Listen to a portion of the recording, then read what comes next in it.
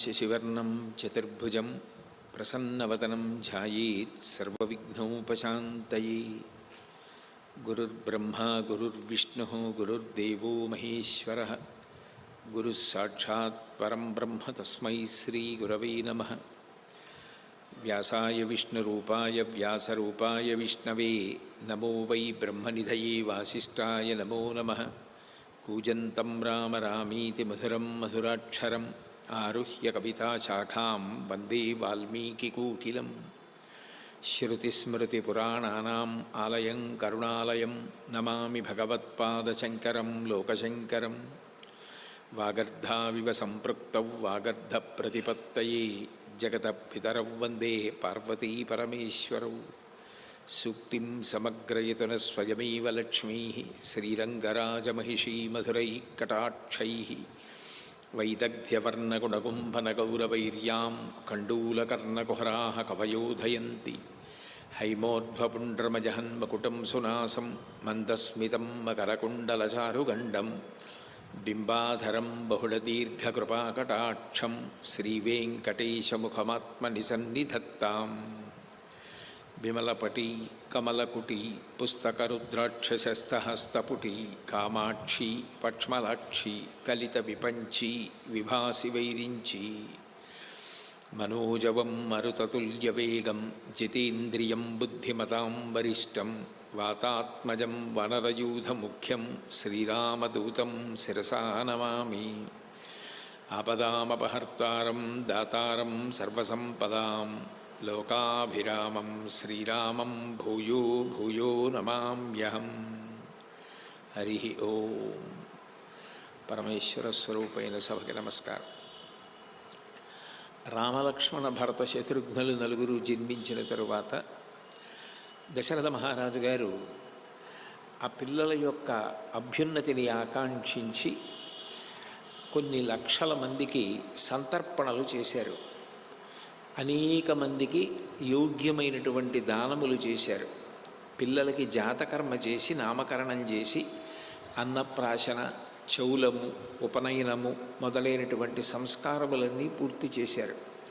ఉపనయనం చేశారు అంటే దాని అర్థం గురువుగారి దగ్గర ఇక విద్యాభ్యాసం చేయడానికి సిద్ధపడ్డారు అని. వశిష్ఠ మహర్షి స్వయంగా రామలక్ష్మణ భరత శత్రుఘ్నులు నలుగురికి కూడా విద్యాభ్యాసం చేయించారు. ఆ చదువుకున్న పిల్లలు ఎట్లా తయారయ్యారు అన్న విషయాన్ని రామాయణంలో ఒక్క శ్లోకంలో వాల్మీకి మహర్షి అద్భుతంగా చెప్తారు. భాగవతాది గ్రంథాల్లో శ్రీకృష్ణ పరమాత్మకి బాల్యలీలలు ఉన్నట్లుగా శ్రీరామాయణంలో రామచంద్రమూర్తికి బాల్యలీలలు ఉండవు. ఆయన పుట్టడం, నామకరణం జరగడం, సంస్కారములు జరిగాయని వాల్మీకి మహర్షి పేర్కొనడం, తర్వాత ఆయన చేసిన విద్యాభ్యాసం గురించి చెప్పినటువంటి విశేషం ఉంటుంది. సర్వే వేదవిధశూరాః సర్వే లోకహితేరతాః సర్వే జ్ఞానోపసంపన్నాః సర్వే సముదితా గుణైః. వాళ్ళు వేదవిధ, అందరూ కూడా వేదం బాగా చదువుకున్నారు. సర్వే లోకహితేరతాః, వాళ్ళకి ఎప్పుడూ కూడా లోకమునకు హితం చెయ్యాలనేటటువంటి తాపత్రయం లోపల ఉంది. సర్వే జ్ఞానోపసంపన్నాః, అందరూ కూడా జ్ఞానము కలిగినటువంటి వారే, బాగా జ్ఞానమును చదువు ద్వారా సంపాదించిన వారే, అనేక శాస్త్రముల యందు ప్రవేశాన్ని సంపాదించారు. సర్వే సముదితా గుణైః, అందరి యందు ఉత్తమ గుణములు ఉన్నాయి. నిజానికి ఈ ఒక్క శ్లోకం గొప్ప ఆదర్శవంతమైనటువంటి శ్లోకం. ఈ శ్లోకంలో విద్యాభ్యాసం అన్నది ఎట్లా ఉండాలో మహర్షి చెప్పకుండా చెప్పారు. ఎందుకంటే మనిషికి భగవంతుడిచ్చినటువంటి శక్తి కొంత ఉంటుంది. పుట్టి పెరుగుతున్నప్పుడు అన్నవికారమైన శరీరం కొంతకాలం పాటు బలాన్ని పుంజుకుంటుంది. ఓ 50 సంవత్సరముల తర్వాత బలం క్షీణించిపోవడం అవుతుంది.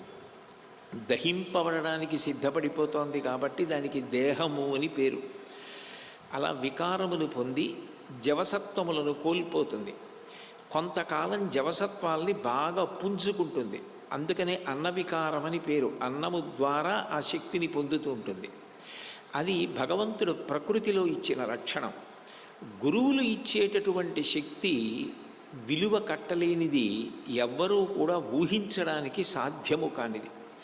విద్య ద్వారా మనిషి పొందేటటువంటి శక్తి, మనిషి పొందే విలువ, మనిషి పొందే గౌరవం, మనిషి పొందే అధికారం, మనిషి చెయ్యగలిగిన ఉపకారం ఎవరి ఊహకందదు.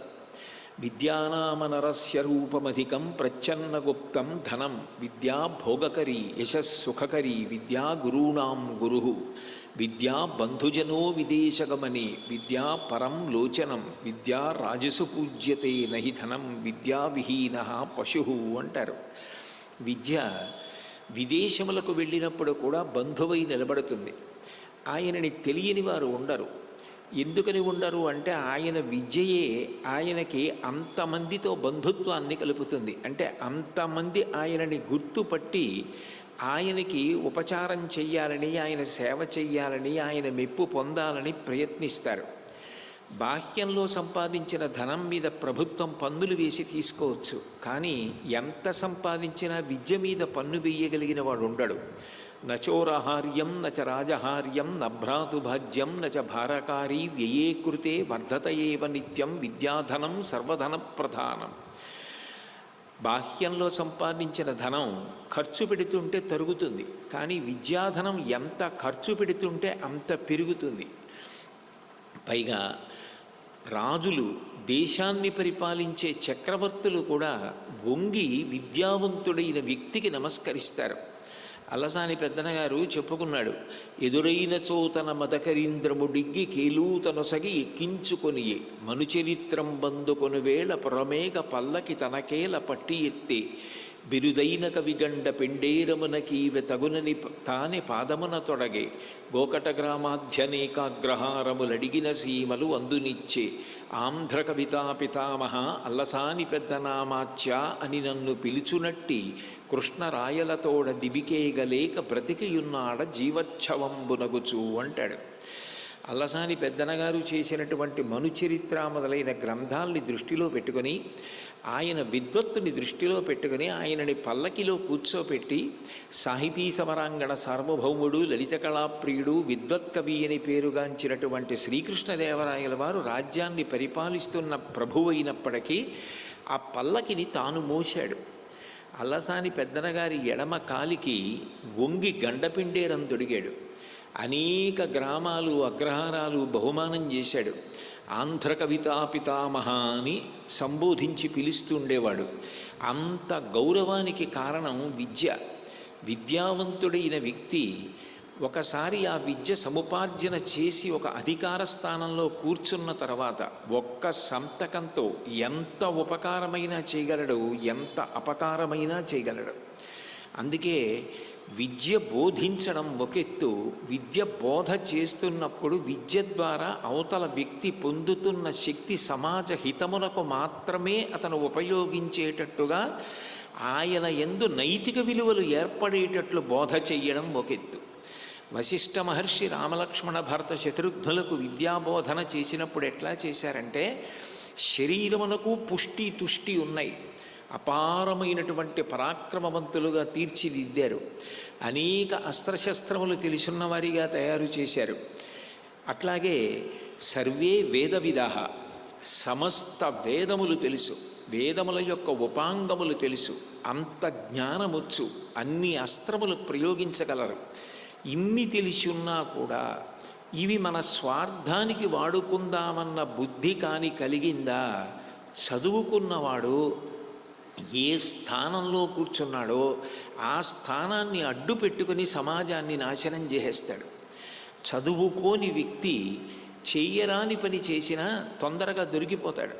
కేవలం దొంగతనాలు చేసే వ్యక్తి, ఇప్పటికి నేను 100 దొంగతనాలు చాలా సమర్థవంతంగా చేశాను, ఒక్కటి హేళగా చేస్తాను, నిర్లక్ష్యంగా చేస్తానంటే వీపు పగిలిపోతుంది. ఎప్పుడూ జాగ్రత్తగానే ఉండాలి. చదువుకున్న వ్యక్తి కానీ దారి తప్పి సమాజాన్ని పీడించడం మొదలు పెడితే అతన్ని కట్టడి చేయడం అంత తేలిక కాదు. అందుకే చదువు శక్తినిస్తే ఆ శక్తి సమాజహితమునకు పనికి రావాలనేటటువంటి బుద్ధి కూడా విద్యార్థి యందు ప్రవేశించేటట్లుగా పాఠం చెప్పాలి. గురువుగారు నాకు నేర్పిన ఈ విద్య, గురువుగారి దగ్గర నేను నేర్చుకున్న ఈ విద్య వలన నేను కూర్చున్న స్థానం 10 మందికి ఉపకారం చేయడానికి పనికి రావాలి తప్ప వాళ్ళు అంత కష్టపడి సముద్రమంత విజ్ఞానాన్ని పొంది కిందకి దిగి వచ్చి మాకు చేసిన విద్యాబోధన వలన మేము పొందిన పరిజ్ఞానం కానీ దానిని అడ్డు పెట్టుకుని ఇవాళ మేము కూర్చున్న స్థానాలు కానీ సమాజ హితమునకు కాకుండా వ్యక్తిగత స్వార్థము కొరకు ఉపయోగించుకోకూడదని తమని తాము నిగ్రహించుకోగలిగిన సంయమనం పిల్లల యందు ప్రవేశించాలి. అంటే సమాజ హితము అంత గొప్పది. నువ్వు చదువు ద్వారా ఎంత శక్తివంతుడవుతున్నావో అంత సంయమనాన్ని సమాజ హితాన్ని నేర్చుకోవాలి అన్నది అంతర్లీనంగా విద్యాబోధన యందు ఉండాలి. దాన్ని ఎంత అందంగా చెప్పారో మహర్షి. రామలక్ష్మణ భరత శత్రుఘ్నులు కేవలం పాఠములొక్కటే నేర్చుకోలేదుట. సర్వే వేదవిద, వాళ్ళు వేదములన్నీ నేర్చుకున్నారు. శూరాహ, గొప్ప పరాక్రమవంతులు. సర్వే లోకహితే రతాహ, వాళ్ళకి శరీరానికి ఉన్న బలం కానీ వాళ్ళు గురువుల ద్వారా నేర్చుకున్న జ్ఞానము కానీ లోకమునకు హితం చెయ్యడానికి మనం ఎట్లా వాడాలన్న ఆర్తి లోపల ఉండేదిట. సర్వే జ్ఞానోపసంపన్నా, సకల శాస్త్రముల యొక్క పరిజ్ఞానము వారికి కలిగింది. కానీ అది దేనికి పనికొచ్చింది అంటే సర్వే సముదిత గుణై, ఎప్పుడు ఏ గుణంగా భాషిస్తే సమాజమునకు హితము జరుగుతుందో అటువంటి గుణంగా మారింది. ఒక్కొక్కప్పుడు అది దయ కావాలి, ఒక్కొక్కప్పుడు ప్రేమ కావాలి, ఒక్కొక్కప్పుడు అవతల వారిని ఆదుకుని ఉద్ధరించాలి అనేటటువంటి ఆర్తి కావాలి. ఒక్కొక్కసారి దారి తప్పిన వాడిని శిక్షించి మార్గంలో పెట్టవలసి వచ్చినప్పుడు దండనీతిని ఎంతవరకు ప్రయోగించాలో అంతవరకు ప్రయోగించి సమాజ హితాన్ని సాధించగలిగిన ప్రజ్ఞ ఉండాలి. వీటన్నింటినీ కూడా వశిష్ఠ మహర్షి చిన్నతనంలోనే పునాది వేసి రామలక్ష్మణ భరత శత్రుఘ్నుల్ని దిద్దారు. కారణం, రాముడు నరుడిగా వచ్చాడు. నరుడిగా వచ్చిన వ్యక్తి సమాజ హితానికి పనికి రావాలి అంటే మొట్టమొదట తండ్రి గారి వలన సంస్కారములను పొందాలి. అందుకే దశరథుడు సంస్కారములనన్నిటినీ నిర్వహించాడు. గురువులు విద్యాబోధ ఒక్కటే చెయ్యలేదు, ఆ విద్యతో రాముడు, లక్ష్మణుడు, భరతుడు, శత్రుఘ్నుడు సమాజమునకు పనికొచ్చేటటువంటి వ్యక్తులుగా తీర్చిదిద్దారు. సర్వప్రియకరస్తస్య రామస్యాపి శరీరతః లక్ష్మణో లక్ష్మీ సంపన్నో బహిప్రాణ ఇవాపరః. ఒకరు నేర్పవలసిన అవసరం లేకుండా రాముని తమ్ముడైనటువంటి లక్ష్మణుడు ఎప్పుడూ కూడా తన శరీరాన్ని కూడా రామచంద్రమూర్తికి అర్పించేయడానికి సిద్ధంగా ఉండేవాట. లోకంలో ఎవరైనా ఏదైనా పణంగా పెడతారు, కానీ తన శరీరాన్నే పణంగా పెట్టవలసి వస్తే మాత్రం సిద్ధపడరు. ఎందుకంటే ఎవరి శరీరం మీద వారికి అంత ఆదరణ, అంత భ్రాంతి, మక్కువ ఉంటాయి. కానీ లక్ష్మణస్వామికి ఉన్నటువంటి భక్తి గొప్పతనం ఎటువంటిది అంటే తన శరీరాన్ని పణంగా పెట్టైనా సరే, అవసరమైతే శరీరాన్ని ఇచ్చైనా సరే రామచంద్రమూర్తికి సేవ చెయ్యాలన్న తాపత్రయంతో ఉండేవాట. లక్ష్మణో లక్ష్మీ సంపన్నో, లక్ష్మణుడు లక్ష్మీ సంపన్నుడు. దేని కొరకు అంటే ఆయన రామచంద్రమూర్తి యందు పెంచుకున్న భక్తిభావం, రాముడికి చేసేటటువంటి సేవ అంత గొప్పవి. బహిప్రాణ ఇవాపరః, రామచంద్రమూర్తి యొక్క ప్రాణమును చూడడం ఎవరికీ సాధ్యం కాదు. ఆయన కదులుతున్నారు కాబట్టి ప్రాణంతో ఉన్నారు అంటారు. కానీ లోపల ఉన్న ప్రాణము చూడడానికి వీలు కాని ప్రాణము ఒక రూపాన్ని సంతరించుకొని బయట కరచరణాదులతో తిరిగితే అదే లక్ష్మణస్వామి. అంటే చూడండి, చాలా ప్రియమైన వస్తువు గురించి మాట్లాడినప్పుడు నాకు ప్రాణం అండి ఆయన అంటే అంటారు. నాకు ప్రాణం అండి అని యువతలవారండం కాదు, రాముని ప్రాణము బయట రూపము ధరించి తిరుగుతోందా అన్నట్టుగా ఉండేవాడు లక్ష్మణస్వామి. అంటే వాళ్ళిద్దరూ అంత ప్రేమతో ఉండేవారు. నచతేన వినా నిద్రాం లభతే పురుషోత్తమ మృష్ణమన్నముపానీత అశ్నాతి నచతం వినా. రాముడికి ఆకలేస్తోంది, అమ్మ వండి అక్కడ పదార్థాన్ని సిద్ధంగా ఉంచింది, హాయిగా తిని కడుపు నింపుకోవచ్చు. ఆకలి వేస్తున్నా పక్కన లక్ష్మణస్వామి లేకపోతే రాముడికి అన్నం తినబుద్ధి వేసేది కాదుట. అట్లాగే నిద్ర వస్తుండేది, నిద్ర పోవాలని ఉండేది, కానీ పక్కన లక్ష్మణస్వామి లేకపోతే మాత్రం నిద్ర పట్టేది కాదు. అంటే అన్నం కడుపు నిండా తినాలంటే పక్కన లక్ష్మణుడు ఉండాలి. తిన్న అన్నం కడుపులోకి వెళ్ళిన తరువాత కనురెప్పలు బరువుతో పడిపోతుంటే నిద్రకి ఉపక్రమించాలంటే పక్కన లక్ష్మణస్వామి ఉండాలి. లక్ష్మణుడు లేకపోతే రాముడు అంత ఉండలేడు, రాముడు లేకపోతే లక్ష్మణుడు అంత ఉండలేడు. అంత ప్రేమ ఇద్దరి మధ్య కూడా ఏర్పడింది. అట్లాగే భరతస్యాపి శత్రుఘ్నో లక్ష్మణ వరజోహి సహ ప్రాణై ప్రియతరో నిత్యం తస్య చాసీత్ తథా ప్రియ. రాముడికి లక్ష్మణుడు ఎంత ప్రియమో భరతుడికి శత్రుఘ్నుడు అంత ప్రియం. భరతుడికి తన ప్రాణముల మీద తనకి ఎంత మక్కువ ఉంటుందో శత్రుఘ్నుడి మీద అంత మక్కువ. అట్లాగే శత్రుఘ్నుడికి భరతుడి మీద అంత ప్రేమ. విచిత్రమైన విషయం ఏమిటంటే మహర్షి ఆ పేర్లకి తగిన న్యాయం చూపిస్తూ ఉంటారు. దశరథ మహారాజు గారి ముగ్గురు భార్యల పేర్లు కౌసల్య, సుమిత్ర, కైకేయి. కౌసల్య ఒక రాజకుమార్తె కాబట్టి కౌసల్య అని పేరు వచ్చింది. కైకేయి కేకయ రాజు కుమార్తె కాబట్టి కైకేయి అని పేరు వచ్చింది. సుమిత్ర, మిత్రుడు అంటే మంచి వాక్యములను చెప్పి మితము నుండి ఋతములోకి తీసుకెళ్ళగలిగినవాడు. సుమిత్ర ఎప్పుడూ మంచి భావములతో రాజుతో ఎప్పుడు ఏది మాట్లాడాలో, ఎవరితో ఎప్పుడు ఏది మాట్లాడాలో అటువంటి మాటలు మాట్లాడుతుంది. శ్రీరామాయణంలో మెరుపులు మెరిపించగలిగిన స్త్రీలలో సుమిత్ర ఒకటి. రామాయణంలో ఎక్కడైనా సుమిత్ర మాట్లాడుతోంది అంటే ఆ శ్లోకాన్ని 1-2 మాటలు పరిశీలించవలసి ఉంటుంది. అంత గంభీరంగా, అంత అందంగా, అంత సందేశాత్మకంగా మాట్లాడుతుంది సుమిత్ర. అటువంటి సుమిత్రకి 2 కుమారులు, లక్ష్మణుడు, శత్రుఘ్నుడు. నిజానికి కౌసల్యకి ఒక్కడే కొడుకు కాబట్టి కౌసల్యా మందిరంలో ఒక ఉయ్యాల ఉంటుంది. సుమిత్రా మందిరంలో 2 కొడుకులు కాబట్టి 2 ఉయ్యాలలు ఉంటాయి.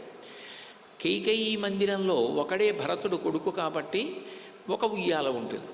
కౌసల్యా మందిరంలో ఉన్న హడావిడి కన్నా, కైకేయి మందిరంలో ఉన్న హడావిడి కన్నా నిజానికి సుమిత్రా మందిరంలోనే ఎక్కువ హడావిడి ఉండాలి. ఎందుకంటే 2 పిల్లలు, 2 ఉయ్యాలలు కాబట్టి దశరథుడు కూడా అంత ప్రేమని అంత ముచ్చట్ని పొందాలి. 2 పిల్లల్ని లాలించడం, పెంచడం, పోషించడం అంటే అక్కడ ఉండే హడావిడి ద్విగుణీకృతం కాబట్టి అక్కడ ఎక్కువ ఉత్సాహం, సంతోషం ఉండాలి.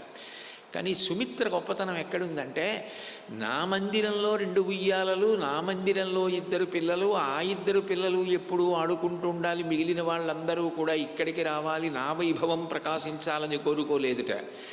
తన కొడుకులలో ఒక కొడుకు లక్ష్మణస్వామి ఎప్పుడూ రాముడి పక్కన ఉండేవాడు, ఇంకొక కొడుకు శత్రుఘ్నుడు ఎప్పుడూ భరతుడి పక్కన ఉండేవాడు. కాబట్టి శత్రుఘ్నుడు కైకేయి దగ్గర ఉండేవాడు, లక్ష్మణస్వామి కౌసల్యా మందిరంలో ఉండేవాడు. నిజానికి 2 కొడుకులు ఉన్న సుమిత్రా మందిరం పిల్లలు అక్కడ లేకుండా ఉండేది.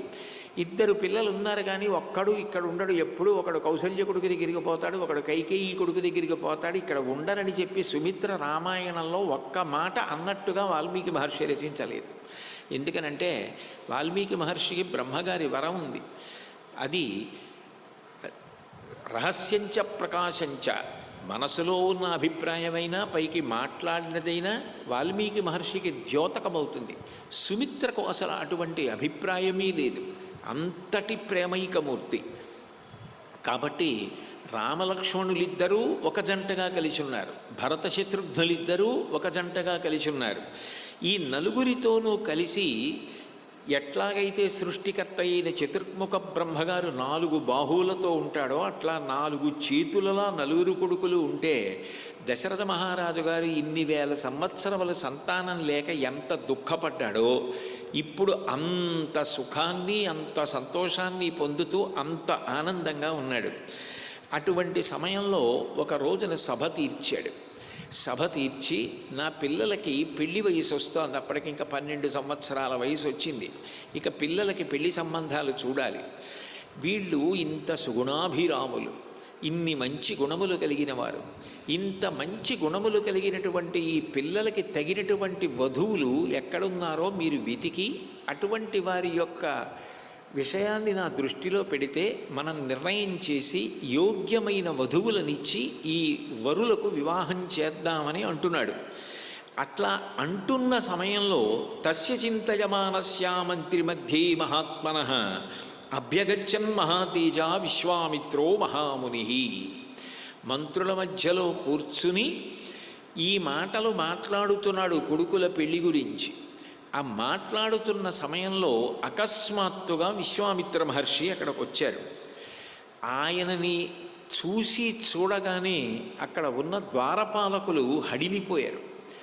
ఆ విశ్వామిత్రుడు వాళ్లతో గాధి కుమారుడు, కుశిక వంశంలో జన్మించినటువంటి వాడు, విశ్వామిత్రుడు రాజదర్శనం కోసం వచ్చి బయట నిలబడి ఉన్నాడని మీ ప్రభువుతో చెప్పండి అన్నారు. వాళ్ళు అట్లాగే చెప్పి వస్తామని చెప్పి మెల్లగా నడిచి ప్రభువు దగ్గరికి వెళ్ళలేదు. వాళ్ళు వెంటనే హడిలిపోయి పరిగెత్తుకుంటూ ప్రభువు దగ్గరికి వెళ్ళారు. ఎందుకని అంటే విశ్వామిత్రుడంటే అప్పటికి అందరికీ అంత భయం.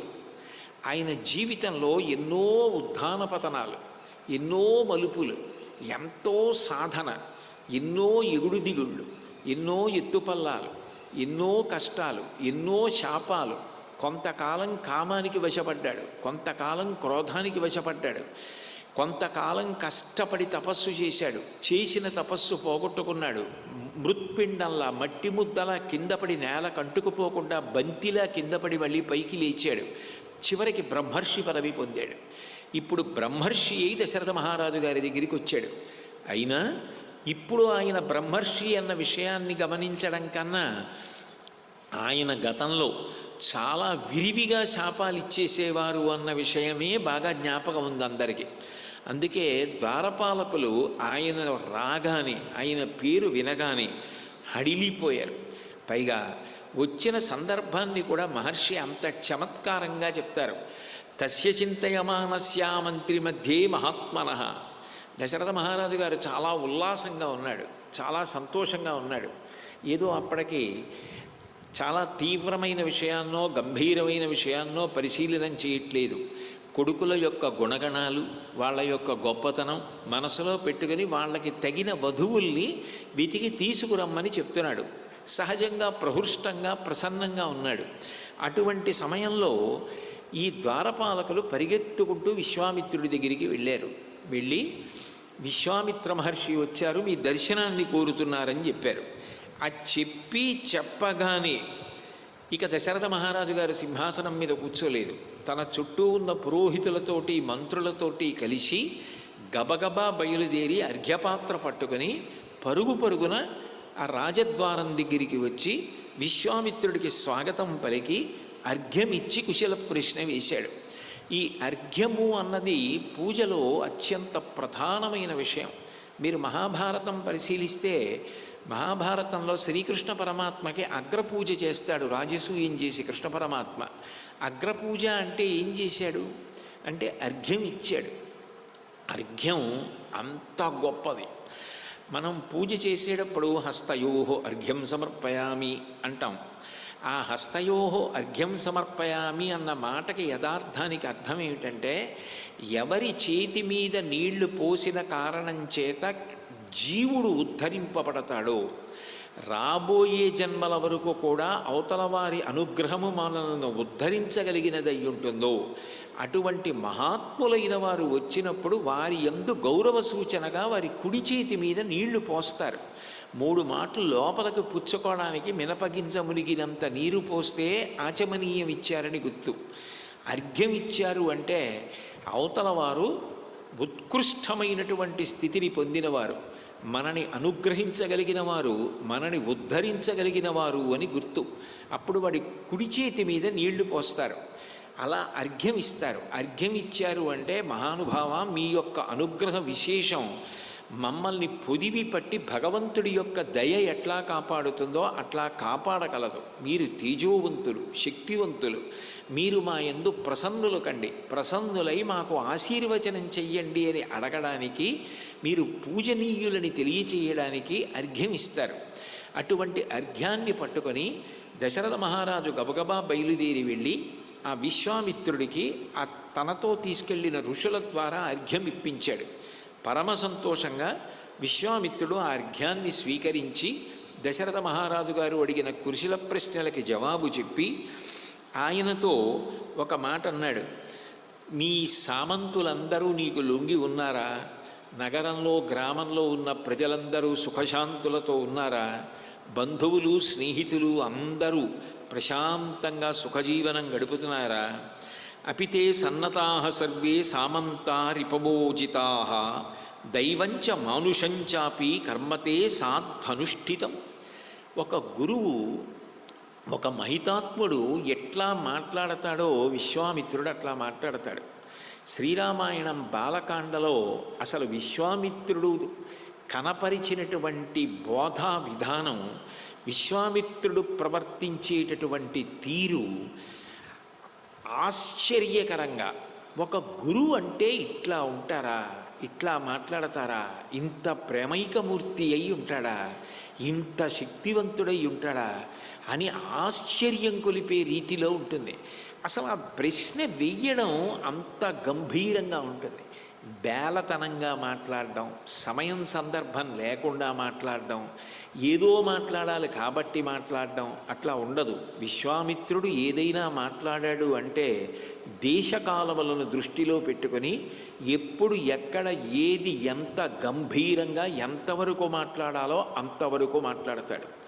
రామచంద్రమూర్తి యొక్క నామావళి పరిశీలిస్తే మీరు అష్టోత్తర శతనామావళిలో మితభాషిణీ నమః, పూర్వభాషిణీ నమః అని కనబడుతుంది. తక్కువ మాట్లాడడం, శక్తివంతంగా మాట్లాడడం. అట్లాగే అందరినీ పలకరించేటప్పుడు తాను ముందు పలకరించడం, మాట్లాడినప్పుడు శాస్త్రాన్ని ప్రమాణం చేసి మాట్లాడడం, ఇవన్నీ నిజానికి విశ్వామిత్రుడి దగ్గర నేర్చుకున్నాడు. నా దృష్టిలో అయితే రాముడు అన్న శిల్పాన్ని చెక్కినటువంటి గొప్ప శిల్పి విశ్వామిత్రుడు. అసలు రామాయణంలో విశ్వామిత్ర ప్రవేశం రామాయణాన్ని ఒక మలుపు తిప్పేసింది. అందుకే దశరథుడితో మాట్లాడడం మొదలు పెట్టగానే అంత గంభీరంగా మాట్లాడతాడు. అపితే సన్నతాః సర్వే సామంతా రిపమోజితాః. నీ దగ్గర ఉన్నటువంటి సామంతులు నీకు వశవర్తులై ఉన్నారా? శత్రువులను జయించి ఉన్నావా? దైవంచ మానుషంచాపి కర్మతే సాధ్వనుష్ఠితం. నువ్వు చెయ్యవలసిన పురుష ప్రయత్నం కొంత ఉంటుంది. ఒక కార్యాన్ని సాధించాలి అంటే మన వైపు నుంచి ప్రయత్నం మనం చెయ్యాలి. మన ప్రయత్నాన్ని మనం విడిచిపెట్టకూడదు. అదే సమయంలో సముద్రమంత ప్రయత్నం మనం చేసినా బిందువంత దైవానుగ్రహం దానికి తోడు కావాలి. బిందువంత దైవానుగ్రహం తోడు కాకపోతే సముద్రమంత ప్రయత్నం మనం చేసినా కూడా అది సఫలీకృతం కాదు. మనం అనుకున్నవే అన్నీ జరిగిపోతే అసలు భగవంతుడన్నవాడి ఉనికి ప్రశ్నార్థకం. ఒక్కొక్కప్పుడు మనం అనుకోనివి జరుగుతాయి, ఒక్కొక్కప్పుడు మనం అనుకున్నవి జరుగుతాయి, ఒక్కొక్కప్పుడు మనం అనుకున్నవి అనుకోని రీతిలో భిన్నంగా జరుగుతాయి. అప్పుడు మన కంటికి కనపడకుండా మన వెనక ఉండి కర్మ ఫలితాలను ఇవ్వగలిగిన వాడు వేరొకడు ఉన్నాడు. ప్రార్థన అన్న మాట మనకి అందుకొచ్చింది. ఒక సభ ప్రారంభం చేస్తుంటే ప్రార్థనతో ప్రారంభించండి అంటారు. ప్రార్థన ఎందుకు చేస్తారు అంటే జీవుడు ఎప్పుడు కూడా రెండిటి మధ్య నొక్కబడుతూ ఉంటాడు. ఒకటి దురితము, ఒకటి దైవము. దురితము అంటే తాను గతంలో చేసినటువంటి కర్మలు. సనాతన ధర్మానికి ఇది ప్రాణప్రదమైనటువంటి సిద్ధాంతం. కాలోహి బలవాంకర్త సతతం సుఖదుఃఖయోహో నరాణం పరతంత్రాణం పుణ్యపాపానుయోగతః. జీవుడు ఇవాళ ఈ శరీరంలో ఉన్నాడు, కోటేశ్వరరావు అన్న పేరుతో ఉన్న శరీరంలో. కానీ ఈ జీవుడు గత జన్మలలో ఏ శరీరాలలో ఉన్నాడో, ఏ పాపపుణ్యములు చేశాడో ఇప్పుడు నాకు తెలియదు. కానీ సర్వజ్ఞుడైన భగవంతుడికి తెలుసు. ఆయన చేసినటువంటి పాపపుణ్యములకు ఫలితాన్ని ఇచ్చేటప్పుడు పాపమునకు దుఃఖాన్ని, పుణ్యానికి సుఖాన్ని ఫలితాలుగా ఇస్తూ ఉంటాడు. నాకు ఎప్పుడూ సుఖపడాలనే ఉంటుంది, కానీ దుఃఖం కూడా వస్తూ ఉంటుంది. ఎందుకు వస్తుంది అంటే చేసిన పాపం ఉంది, దాన్ని ఫలితంగా అనుభవించేయాలి. అట్లా అనుభవించేయాలి అంటే అది ఇవ్వగలిగిన వాడు పరమాత్మ. ఆయన ఒక పక్క నిలబడి ఉంటాడు, చేసినటువంటి కర్మ ఒక పక్క నిలబడి ఉంటుంది, మధ్యలో జీవుడు ఉంటాడు. మీకు బాగా అర్థమయ్యేటట్టు చెప్పాలి అంటే ఎవరో ఈ వేదిక దగ్గర ఇటువైపుకి తిరిగి నిలబడి మాట్లాడుతున్నారనుకోండి, అకస్మాత్తుగా అట్నుంచి ఏదైనా వాహనం అదుపు తప్పి వచ్చి ఆయన్ని నొక్కిందనుకోండి, అదా ముందుకెళ్ళదు. ఆయన వేదికని వెనక్కి తొయ్యలేడు. అప్పుడు రెండిటి మధ్య తను ఎట్లా నలుగుడు పడతాడో, జీవుడు దురితమునకు దైవమునకు మధ్య అట్లా నలుగుడు పడతాడు. తన దురితమును తీయగలిగినవాడు, అనుగ్రహించగలిగినవాడు, దురితమునకు ఫలితము కార్యము నశించిపోకుండా ఏకకాలంలో ఫలితాన్ని కార్యసాధనని ఇవ్వగలిగినవాడు పరమాత్మ. అంటే ఒక్కొక్కసారి చేసినటువంటి పాపమునకు ఫలితము అనుభవించవలసి వచ్చినా అది చేయవలసిన కార్యాన్ని పాడు చేయకుండా కార్యము చేయనిస్తుంది, పాపానికి ఫలితాన్ని అనుభవింపచేసేస్తుంది. అంటే ఇప్పుడు ఈశ్వరుణ్ణి నమ్మి భక్తితో ఉన్నందుకు ఈశ్వరుడు ఆయన్ని అలా పైకెత్తి కాపాడేస్తాడు. తన సంకల్పములు వృధా పోనివ్వడు, ఆ కార్యములు జరిగిపోయేటట్టుగా చూస్తాడు. కర్మ ఫలితాన్ని అనుభవించడానికి వీలుగా చేసేసి కర్మ ఫలితాన్ని అనుభవింపచేసేస్తాడు. ఈ రెండిటికి మధ్య నలుగురు పడుతున్నటువంటి జీవుడు ఎప్పుడూ భగవంతుణ్ణి దృష్టిలో పెట్టుకుని ప్రార్థన చేస్తాడు. స్వామి, నేను ఇప్పుడూ సుఖంగా ఉండాలని కోరుకుంటాను, కానీ నేను చేసిన కర్మ నాకు తెలియదు, దాని ఫలితం ఇచ్చేవాడివి నువ్వే. నేను ఒకవేళ ఏదైనా తెలియక పాపకర్మలు చేసి ఉన్నా ఇప్పుడు నిన్ను నేను నమ్మి ఉన్నాను. నువ్వు నేను చెయ్యాలనుకున్న ఉత్తమ కర్మలు పాడైపోకుండా నన్ను అనుగ్రహించు. నేను దాన్ని అనుభవించడానికి వీలైన రీతిలో మాత్రమే పాప ఫలితాన్ని దుఃఖంగా ఇయ్యి తప్ప ఆ దుఃఖాన్ని అనుభవించడంలో నేను చెయ్యవలసిన పనులు చెయ్యలేని స్థితిని నాకు కల్పించవద్దు అని ఈశ్వరుణ్ణి ప్రార్థన చేస్తాడు. లేదా అసలు ఆ దురితమును తీసేసి కాపాడమంటాడు. అదే ఆపదామపహర్తారం దాతారం సర్వసంపదాం లోకాభిరామం శ్రీరామం భూయో భూయో నమామ్యహం. ఆయన ఆపదలు తొలగిస్తాడు. మనకి తెలియకుండా మనం చేసిన దురితము యొక్క ఫలితము ఆపద రూపంలో మన ప్రయత్నము చేత తప్పించుకోలేని రీతిలో వచ్చి పడిపోతున్నప్పుడు దానిని తప్పించగలిగినవాడు ఈశ్వరుడే. దాని స్థానంలో సుఖాన్ని ఇచ్చేయగలిగినవాడు ఈశ్వరుడే. ఎందుకనంటే ఆయనని నిలబెట్టి అడగగలిగిన వాళ్ళు ఎవరు ఉండరు, అది ఈశ్వరుడికి మాత్రమే సాధ్యము. కాబట్టి నేనే సాధించేయగలను, అంతా నా చేతిలోనే ఉంది, నేను చేసేస్తే కార్యాలు అయిపోతాయి, ఎందుకు అవవు అన్న అతిశయంతో ప్రవర్తిస్తున్నావా? చెయ్యవలసిన కర్మలు చెయ్యకుండా అసలు స్వప్రయత్నం లేకుండా గాలిలో దీపం పెట్టి దేవుడు కాపాడాలన్నట్టుగా దేవుడు అనుకుంటే జరుగుతుంది, లేకపోతే జరగదని స్వప్రయత్నం మానేసి కూర్చున్నావా? నువ్వు చెయ్యవలసింది చేస్తూ ఈశ్వరానుగ్రహం కూడా కలిసి రావాలని భగవంతుణ్ణి ప్రార్థించి యజ్ఞయాగాది క్రతువులు చేస్తున్నావా? చేసినా అప్పుడప్పుడు నీ సంకల్పములు నెరవేరకపోతే ఈశ్వరుడు ఎందుకు నెరవేరకుండా చేశాడో అందులో కూడా ప్రేమ ఉందని మనసు సర్దుకుని భగవంతుని యందు చెక్కు చెదరని భక్తితో ఉన్నావా? ఉండవలసిన తీరు ఇది కదా. నువ్వు ప్రభువుగా ముందు అట్లా ఉంటే కదా నిన్ను చూసి ప్రజలందరూ అట్లా ఉంటారు. అట్లా ఉన్నావా దశరథ మహారాజా? ఎంత గంభీరమైన ప్రశ్న వేశాడో చూడండి. ఒక గురువు శిష్యుణ్ణి అడిగినప్పుడు ఎంత చక్కటి ప్రశ్న వెయ్యాలో. రామాయణాది కావ్యములు చదువుకుంటే విశ్వామిత్రుడి లాంటి బ్రహ్మర్షి మాట్లాడినటువంటి మొట్టమొదటి మాట రామాయణంలో. ఆ మాట ఎంత మార్గదర్శనం చేసేదై ఉండాలో, మనని ఎంత ఉత్తమ పదం వైపు నడిపించేదై ఉండాలో మనకు అర్థమవుతుంది. అందుకొచ్చే నిత్యకర్మ నైమిత్తిక కర్మ విడిచిపెట్టకుండా ఈశ్వరుణ్ణి ప్రార్థన చెయ్యడం, ఈశ్వర పూజ చెయ్యడం, ఆయన అనుగ్రహాన్ని అపేక్షిస్తూ ఉండడం అందుకొచ్చే. కాబట్టి దైవంచ మానుషంచాపి కర్మతే సాధ్వనుష్ఠితం.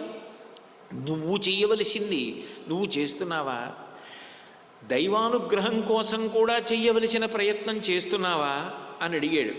అడిగితే విశ్వామిత్రుణ్ణి చూసినటువంటి దశరథ మహారాజు గారు నిజానికి విశ్వామిత్రుడు అడిగిన ప్రశ్నని అర్థం చేసుకొని జవాబు చెప్పగలిగిన మనస్థితిలో లేడు. ఎందుకనంటే లోపల ఒక తడబాటు, ఒక డగ్గుత్తిక, ఒక భయం, ఒక సంతోషం. బ్రహ్మర్షి విశ్వామిత్రుడు వచ్చాడు కాబట్టి మహాపురుష దర్శనమైంది. 2, విశ్వామిత్రుడంటే ప్రబలమైన కోపం ఉన్నవాడని లోకంలో ఒక పెద్ద నానుడి ఉంది అప్పటికే. ఇంత కోపిష్టి అయినటువంటి వాడు వచ్చాడు. బ్రహ్మర్షి ఆయన నోటి మాట చాలు చరిత్ర తిరగరాసేస్తుంది. ఏదైనా కోపం వచ్చిందా, నోటితో ఒక్క మాట అన్నాడా, అదే జరుగుతుంది. కాబట్టి ఎందుకు వచ్చినట్టు ఇప్పుడు మన దగ్గరికి, ఏమంటాడో ఏమడుగుతాడో మనసులో భయం. అందుకని తొందరగా ప్రసన్నుణ్ణి చేసేసుకోవాలి. బాగా ప్రసన్నుణ్ణి చేసేసుకుంటే ఏమీ అనకుండా వెళ్ళిపోతే అంతే చాలు. మనసులో ఆ బిగుడు, ఆ భయం, ఆ ఉత్కంఠ ఉంది దశరథ మహారాజు గారికి. సాధారణంగా మనుషులు ఎట్లా ప్రవర్తిస్తూ ఉంటారో అటువంటి ప్రవర్తన శైలిని అంతటినీ కూడా రామాయణంలో చూపిస్తూ ఉంటారు వాల్మీకి మహర్షి. కాబట్టి ఆయన అన్నాడు, కంచమే పరమం కామం కరోమి కిముహర్షిత. మీరు ఏ కోరికతో వచ్చారు మహానుభావ ఇక్కడికి? మీకు నిజంగా ఒక కోరిక పుట్టడం, ఆ కోరికని తీర్చుకోవడానికి నా దగ్గరికి రావడం, మీ కోరిక తీర్చడానికి నేను మీకు ఉపకరణం కావడం, ఇంకింతకన్నా నా జీవితానికి అదృష్టం ఉంటుందా? తొందరగా అడగండి, మీకు ఏం కావాలి? మీకు ఏది కావాలన్నా నేను చేసేస్తాను. ఎందుకంటే ఇంకా నా జీవితానికి అంతకన్నా సౌభాగ్యం లేదు, అంతకన్నా సంతోషం లేదు. అడిగాడా విశ్వామిత్రుడు ఏదైనా? ఇందుకు వచ్చానని కానీ, నువ్వు ఇది చేసి పెట్టని కానీ ఏమైనా అడిగాడా? ఏమీ అడగలేదు. ఏమీ అడగనప్పుడు వచ్చిన పెద్ద ఆయన్ని వచ్చినట్టుగా గౌరవించి నమస్కరించి కూర్చోపెట్టి మాట్లాడి ఉంటే ఏం జరిగేదో. ముందు మీరు అడగండి, నేను మీకు చేసేయడం నా అదృష్టం, మీరు ఏదడిగినా చేసేస్తాను. తొందరపడి మాట వదిలిపెట్టేశాడు. వదిలిపెట్టేసి, మీరు రావడం నాకు ఎంత సంతోషం అంటే, అసలు అకస్మాత్తుగా ఒక వ్యక్తికి అమృతం ప్రాప్తిస్తే ఆ అమృత భాండాన్ని చూసిన వ్యక్తి ఎంత ఆనందపడిపోతాడో, చాలా కాలంగా వర్షాలు పడక భూమి పీటలు వారిపోయినప్పుడు కుంభవృష్టి కురిస్తే ప్రజలు ఎంత సంతోషపడిపోతారో, బిడ్డలు లేని ఒక వ్యక్తికి అనుకూలవతి అయిన భార్య యందు సంతానం కలిగితే ఎంత సంతోషపడిపోతాడో, అత్యంత ప్రీతిపాత్రమై ప్రధానమైన వస్తువు పోయినది మళ్ళీ దొరికితే ఎంత ఆనందపడిపోతాడో అంత ఆనందపడిపోతున్నాను నేను. మీరు రావడం ఎంత భాగ్యం. అడగండి, మీకు ఏం కావాలి ఇచ్చేస్తాను. ఇప్పుడు నేను ఎంత ఆనందంగా ఉన్నానంటే, నేను పరిపాలిస్తున్న రాజ్యంలో నేను ఎక్కడ రాజధానిని ఏర్పాటు చేసుకుని రాజ్య పరిపాలన చేస్తున్నానో ఆ అయోధ్యలో నా అంతఃపురంలో నేనున్నానన్న భావన నాకు కలగట్లేదు. నేను ఏదో క్షేత్రానికి వచ్చిన అనుభూతి కలుగుతోంది. క్షేత్రానికి వెడితే ఇతరమైన కోరికలు ఉండవు, మనసంతా పవిత్రమైపోతుంది. ఆ క్షేత్రం, తీర్థం, దైవం వాటితోటే మనసు అనుసంధానమైపోతుంది. అట్లా నా మనసంతా పవిత్రమైపోయింది. అంటే మీరు రావడం వల్ల క్షేత్రమైపోయింది అయోధ్య. నేను అంత ఆనందాన్ని పొందుతున్నాను. మీకు ఏం కావాలో చెప్పండి, ఇచ్చేస్తాను. మీకేం కావాలో చెప్పండి, నేను చెయ్యగలిగినదైతే చేసేస్తాను. అద్యమే సఫలం జన్మ జీవితంచ సుజీవితం. ఇంతకాలం బ్రతికాను, కానీ ఇవాళ నా జీవితం సఫలమైంది, నా జన్మ సార్థక్యాన్ని పొందింది అని ఇప్పుడు నేను ధైర్యంగా చెప్పగలను. ఎందుకనంటే మీరే కోరి కోరి వచ్చారు. ఇంతకన్నా నాకేం కావాలి? చాలా అదృష్టవంతుణ్ణి, మీకేం కావాలో అడగండి, ఇస్తానన్నాడు. విశ్వామిత్రుడు అన్నాడు, గొప్ప వంశంలో పుట్టావయ్యా, ఇక్ష్వాకు వంశంలో పుట్టావు. గొప్ప గొప్ప చక్రవర్తులు పుట్టినటువంటి వంశం, మాట తప్పనటువంటి వారు పుట్టినటువంటి వంశం. ఆ పైన ప్రతిరోజు వశిష్ఠుడు నీకు ఉపదేశం చేస్తున్నాడు. గురువుగారి ఉపదేశాలు రోజు వింటున్నవాడివి కాబట్టి నీ బుద్ధి బాగా సంస్కరింపబడింది. నువ్వు తప్ప ఎవరు ఇట్లా మాట్లాడగలరు? ఏది కావాలంటే అది ఇచ్చేస్తాను అని అంటున్నావు కదా. భవసత్య ప్రతిశ్రవాహ, నువ్వు ఏది ఇస్తాను ఇస్తాను ఇస్తానంటున్నావో ఆ మాట నువ్వు తప్పకుండదవుగాక అన్నాడు. అయిపోయిందా? అక్కడతో తాళం కప్ప పడిపోయింది. ఎందుకనంటే తొందరపడి విశ్వామిత్రుడిని చూసి అక్కరలేని భయంతో అడగండి ఇస్తాను, అడగండి ఇస్తాను, అడగండి ఇస్తానన్నాడు దశరథుడు. విశ్వామిత్రుడు అంత గంభీరంగా మాట్లాడాడు. మాట్లాడి భవసత్య ప్రతిశ్రవాహ, నువ్వు అన్న మాట సత్యమగుగాక. ఇస్తాను ఇస్తాను ఇస్తానంటున్నావే, అది నేను అడిగినప్పుడు ఇవ్వననకుండా ఇచ్చేవాడివి అవుదువుగాక అన్నాడు ముందు. అని, ఏమీ లేదయా, నేను ఒక పెద్ద కార్యం ఒకటి తలపెట్టాను, దానికి విఘాతం కలుగుతోంది, దాన్ని తప్పించే శక్తి నాకు లేక కాదు. యజ్ఞం చేస్తున్నప్పుడు రాక్షసులు వచ్చి యజ్ఞభంగం చేస్తున్నారు. నాకున్న శక్తితో నేను వాళ్ళని సంహరించగలను, కానీ యజ్ఞదీక్ష స్వీకరించిన తరువాత అటువంటి పని చేయకూడదు. అందుకని ఆ యజ్ఞ సంరక్షణం కొరకు స్వపుత్రం రాజశార్దూల రామం సత్యపరాక్రమం కాకపక్షధరం శూరం జ్యేష్ఠం మే దాతుమర్హసి. జులపాల జుత్తుతో ఉన్నాడే నీ పెద్ద కుమారుడు రామచంద్రమూర్తి, ఆయన సత్యపరాక్రమం, సత్యమైన పరాక్రమము కలవాడు, సత్యమే పరాక్రమముగా కలిగినటువంటి వాడు. ఆ శూరుడు, 3 లోకములలో అటువంటి శూరుడు లేడు. అటువంటి రామచంద్రమూర్తిని నాకు ఇస్తే అది నాకు చాలు. నేను ఆయన్ని ఒక్క 10 రోజులు నాతో తీసుకుని వెడతాను. యజ్ఞ సంరక్షణం చేసి మళ్ళీ తిరిగి వస్తాడు. కాబట్టి నీ పెద్ద కుమారుణ్ణి నాకి అన్నాడు. ఈ మాట విన్నాడు దశరథ మహారాజు గారు. అంతే, ముఖం వెలవెలపోయింది. ముఖంలో ఎక్కడా నెత్తుటి చుక్క లేదు. ఇప్పుడు నేను ఇవ్వలేనంటే విశ్వామిత్రుడు ఏం చేస్తాడో భయం. ఇవ్వడానికి మనసు రాదు, రామచంద్రమూర్తిని పంపలేడు. లేక లేక లేక లేక లేక లేక పుట్టినటువంటి కొడుకు, ఆ పైన సుగుణాభిరాముడు, అంత మంచి పేరు ప్రఖ్యాతులు తెచ్చుకున్నాడు, అంతటి కీర్తివంతుడు. ఆ కొడుకుని వదిలి ఉండలేడు. కాబట్టి ఇప్పుడు కొడుకుని ఇవ్వడానికి సిద్ధంగా లేడన్న విషయం ముఖం చెప్పేస్తోంది. వెంటనే విశ్వామిత్రుడు ఒక మాట అన్నాడు. అహం విద్మి మహాత్మానం రామం సత్యపరాక్రమం వశిష్ఠోపి మహాతేజ ఏ చైవే తపసి స్థితాః అన్నాడు. విశ్వామిత్రుడు మాట్లాడితే అంత గంభీరంగా ఉంటుంది. ఆయన అన్నాడు, అహం విద్మి మహాత్మానం, నాకు తెలుసు రాముడు మహాత్ముడు. రాముడెవరో నాకు తెలుసు దశరథ మహారాజా. రామం సత్యపరాక్రమం, 1కి 10 మాటలంటాడు ఈ మాట. సత్యం శివం సుందరం భగవానుడు. సత్య పరాక్రమం, రాముడు సత్యమైన పరాక్రమము కలవాడు, సత్యమే పరాక్రమముగా కలిగినవాడు. నీకేం తెలుసు రాముడి గురించి? నీకు తెలుసున్నది ఏమిటంటే నా కొడుకు నా కొడుకు నా కొడుకు అనుకుంటున్నావు, అంతే నీకు తెలుసు. వశిష్ఠోపి మహాతేజ, పక్కనే వశిష్ఠుడున్నాడు నీ కులగురు, ఆయన అడుగు. వశిష్ఠుడికి తెలుసు రాముడెవరో. ఏ చేమే తపసి స్థితాః, ఇక్కడ కూర్చున్నటువంటి తపస్సులు ఉన్నారే వాళ్ళకి తెలుసు రాముడెవరో. నీకేం తెలుసు? నీ కొడుకు అనుకుంటున్నావు అన్నాడు. దశరథ మహారాజు గారు తన కొడుకు అనుకోవడం తప్పు కాదు, కానీ నిజానికి రాముడెవరు? లోక సంరక్షణార్థం రావణవధ కొరకు భూమి మీద అవతరించినటువంటి సాక్షాత్ శ్రీ మహావిష్ణువు. కానీ ఈ విషయం దశరథ మహారాజు గారికి తెలుసా? దశరథ మహారాజు గారికి తెలిసే అవకాశమే లేదు. ఆయన ఎంతసేపు పుత్రవ్యామోహంతో రాముడు నా కుమారుడు నా కుమారుడు నా కుమారుడు అన్న భావనలో ఉన్నాడు. విశ్వామిత్రుడికి తెలుసు వచ్చినవాడు సాక్షాత్ నారాయణుడు అని. వశిష్ఠుడికి తెలుసు వచ్చినవాడు సాక్షాత్ నారాయణుడు అని. అక్కడ ఉన్న తపస్సులకు తెలుసు వచ్చినవాడు నారాయణుడు అని. కానీ ఆ మాట అనొచ్చుగా.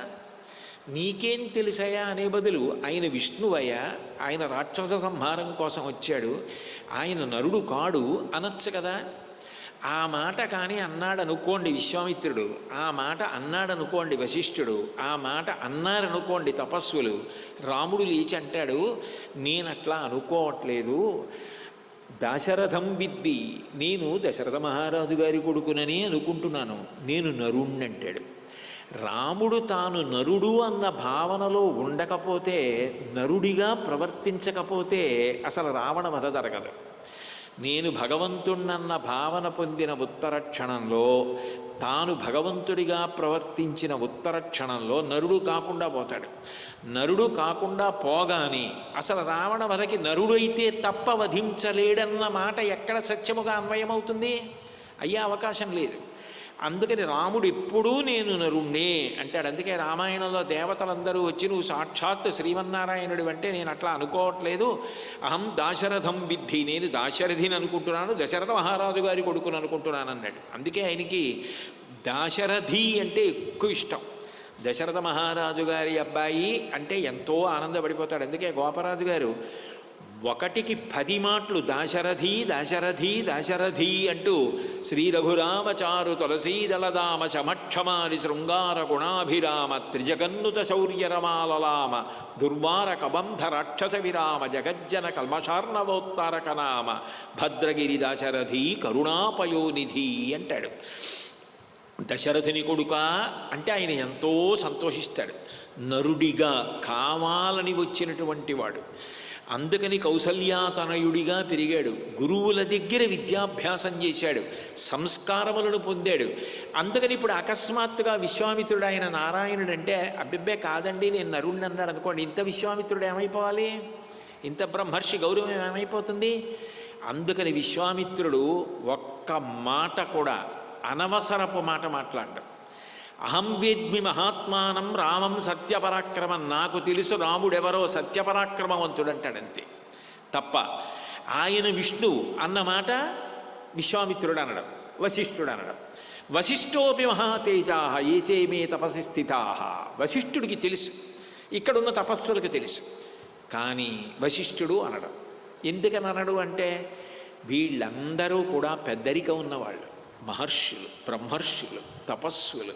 వాళ్ళకి తెలుసు ఏది మాట్లాడాలో, ఎక్కడ మాట్లాడాలో, ఎంత మాట్లాడాలో తెలిసి ఉన్నవాళ్ళు వాళ్ళు అలా మాట్లాడితే రాముడు లేచి నేను నరుణ్ణి అంటే కాదండి మీరు అనుకున్నట్టు అంటే వాళ్ళ గౌరవం ఏమవుతుంది? అందుకని ఆ ఇరకాటం కల్పించకూడదు రాముడికి, నరుడిగా ఆయన ప్రవర్తించడానికి అవకాశం ఇవ్వాలి. అందుకని అసలు ఆ మాటేతాడు విశ్వామిత్రుడు. కానీ అంతవరకు ఆలోచించలేడు దశరథ మహారాజు గారు. కారణం ఏమిటంటే పుత్రవ్యామోహం. కొడుకుని అడుగుతున్నాడు, కొడుకుని తీసుకెళ్ళిపోతాడేమో, ఆ యజ్ఞ సంరక్షణలో రాక్షసులతో యుద్ధం చేసి కొడుకు ఏమైపోతాడో అన్న బెంగే తప్ప నిజానికి దశరథుడు ఆ కొడుకుని పంపిస్తే విశ్వామిత్రుడి చేత రక్షింపబడతాడన్న భావన కలిగే ఉద్దేశ్యం లేదు. ఎందుకంటే ఎక్కడ ప్రేమ చాలా ఎక్కువ ఉంటుందో అక్కడ శంక ఉంటుంది పక్కన, అది మానవ నైజం. చూడండి, సాధారణంగా నోటితో కూడా అశుభాన్ని ఉచ్చరించరు, కానీ కొడుకు ఏదో పాఠశాల నుంచి తిరిగి రావడం 1 గంట ఆలస్యం అయిందనుకోండి, తల్లి అదే పనిగా గమాక్షంలోకి వచ్చి బయట చూస్తూ ఉంటుంది. 1.5 గంటలు అయిపోయింది, 2 గంటలు అయిపోయింది, చీకటి పడిపోయింది, రాలేదు ఇంకాను. భర్త వంక చూసి కోపగిస్తుంది. మీరు నిమ్మకి నీరెత్తినట్టు కూర్చుంటారు, వాడు అడిసలే దుడుకువాడు, వద్దు వద్దు వద్దు అంటుంటే వాడికి వాహనం కొనిచ్చారు. 5ంటికి రావలసిన పిల్లాడు 7 అయిపోయింది, ఇప్పటికి రాలేదు. మీరు కనీసం ఏమైంది, వాడు ఎందుకు రాలేదు ఏం కనుక్కోరా? ఎక్కడన్నా పడ్డాడో ఏమైందో అంటుంది. ఏమైందో అన్న మాటలోనే శంక, అనుమానం. పిల్లవాడు ఎక్కడో పడిపోయాడు, ఏదో ప్రమాదం జరిగింది అని బెంగ. తండ్రి అంటాడు, కాదులేవే పరీక్షలు దగ్గరికి వస్తున్నాయి కదా, పిల్లలు బాగా వృద్ధిలోకి రావాలని వెనకబడిన పిల్లల్ని కూర్చోపెట్టి ఎక్కువ పాఠం చెప్పి పంపిస్తున్నారు. ఈ మధ్య నాకు కళాశాల అధ్యాపకులు కనపడి ఆ మాట చెప్పారు, వచ్చేస్తాడులే అంటాడు ఆయన. మీరు ఇట్లాగే మనసు సర్దుకుని కూర్చుంటారు. తండ్రి మనసు అంతే, రాయి. తల్లి మనసు అలా కాదు, కొట్టుకుపోతుంది అంటుంది. ఆఖరికి ఆ కొడుకు కనపడ్డాక, ఎరా ఏమైపోయావు ఇంతసేపు, ఓ మాట పొద్దున్న చెప్పచ్చు కదా, ఆలస్యం అవుతుందంటే అమ్మ నాకు మాత్రం ఏం తెలుసమ్మా అంటాడు వాడు. అప్పుడు ఆవిడ ప్రశాంత చిత్తురాలు. తల్లి దగ్గర ప్రేమ ఎక్కువ. ప్రేమ మనుష్యులకు ఎక్కువైన కొద్దీ శంక కూడా ఎక్కువైపోతుంది. ఎంత శంక పెరిగిపోయినా జరగవలసినది జరగక మానదు. కాబట్టి శంక అన్నది ప్రేమ పక్కన ఉండే నీడ. దశరథ మహారాజు గారికి కొడుకు మీద అంత ప్రేమ లేక లేక లేక లేక పుట్టాడు. కాబట్టి ఇప్పుడు ఆయనకి మనసులో బెంగ, ఆ పిల్లాడు ఏమైపోతాడో, ఈ విశ్వామిత్రుడితో పంపిస్తే యజ్ఞ సంరక్షణ ఏమిటి, రాక్షసులు ఏమిటి, వాళ్ళతో యుద్ధం ఏమిటని. విశ్వామిత్రుడు అన్నాడు, నాకు తెలుసు రాముడెవరో, నువ్వు పంపాలనుకుంటే పంపు, ధర్మం కావాలనుకున్నా, కీర్తి కావాలన్నా రాముడితో పంపు అన్నాడు. ఎంత గంభీరమైన మాట అండి. ఒకటి ధర్మం, నువ్వు మాటిచ్చావు, నేను అడగలేదు. నువ్వు ఏం కావాలో అడుగు, ఇస్తానన్నావు, నేను అడిగాను. ఇప్పుడు ఇవ్వనంటే ధర్మం పోతుంది. ఒకసారి నువ్వు ధర్మభ్రష్టుడు అయిన తర్వాత ఎవరి విషయంలో అయ్యావన్న దాన్ని బట్టి ఆ ఫలితం తీవ్రంగా ఉంటుంది. ఒక బ్రహ్మర్షికి ఇచ్చిన మాట తప్పావు కాబట్టి ఆ అధర్మం నిన్నంత తేలిగ్గా వదిలిపెట్టదు.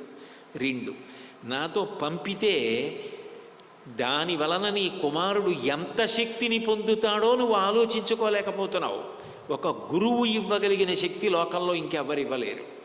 అంత శక్తివంతుడైన రాముడు ఎంత గొప్ప రాక్షస సంహారం చేస్తాడో, ఎంత ధర్మ సంస్థాపన చేస్తాడో అప్పుడు ఫలానా వాళ్ళ అబ్బాయి అంటారు. కీర్తి నీకు కాదా? మాటకి కట్టుబడి పంపాడండి అంటారు, అప్పుడు కీర్తి నీది కాదా? అందుకని ధర్మాన్ని కీర్తిని దృష్టిలో పెట్టుకొని ఆలోచించి జవాబు చెప్పన్నాడు. విశ్వామిత్రుడు మాట్లాడితే అంత బరువుగా ఉంటాయి మాటలు, అంత గంభీరంగా ఉంటాయి. దశరథుడు మాట్లాడితే పాపం అదే శంక, అదే బెంగ, ఆయనకి అదే భయం. కాబట్టి విశ్వామిత్రుడితో అన్నాడు, ఊనషోడశ వర్షో మే రామో రాజీవలోచన నయుద్ధయోగ్యతామస్య పశ్యామి సహ రాక్షసై. ఈ రాముడికి ఇంకా 16 సంవత్సరములు నిండలేదు, అంటే ఇంకా 12 ఏళ్ళు ఉన్నటువంటి వాడు.